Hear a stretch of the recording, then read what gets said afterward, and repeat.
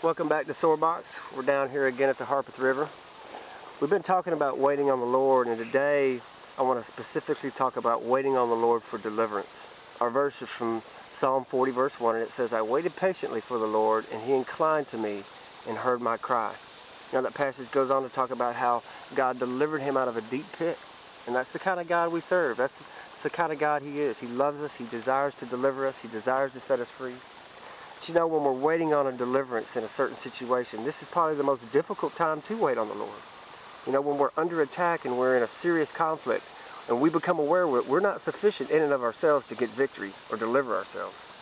You know, perhaps it's a relationship that's gone bad and someone you've trusted has betrayed you and you have no control over it. Maybe someone's falsely accusing you and trying to slander you. Maybe someone threatens you with intimidation or violence. Or maybe you're just in a position when you're finding things in life that are coming your way just are not fair, and justice seems a world away. You know, Proverbs 20:22 says, "Do not say, I will repay evil. Wait for the Lord, and He will deliver you." I'm not suggesting that we become a doormat and so passive about conflict that we never speak up or do anything. But we certainly are not called to behave like the world does in rage and bitterness and hate and revenge.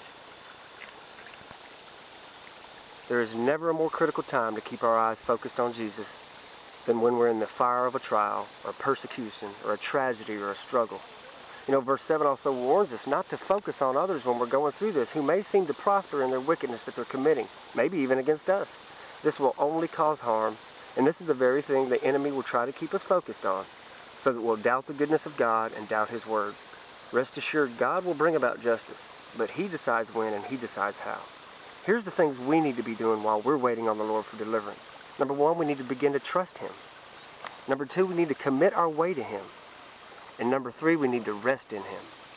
The 4th thing we need to do is we need to delight in the Lord. And then we need to feed on His faithfulness and stay in an attitude of humility. If we'll do these things, we will have victory even in the midst of our struggle, even in the midst of our trial. Because those things show that we are trusting a holy God who's way bigger than anything we may find ourselves in. God bless you, and I hope you will continue to come back as we talk about waiting on the Lord. We'll see you tomorrow.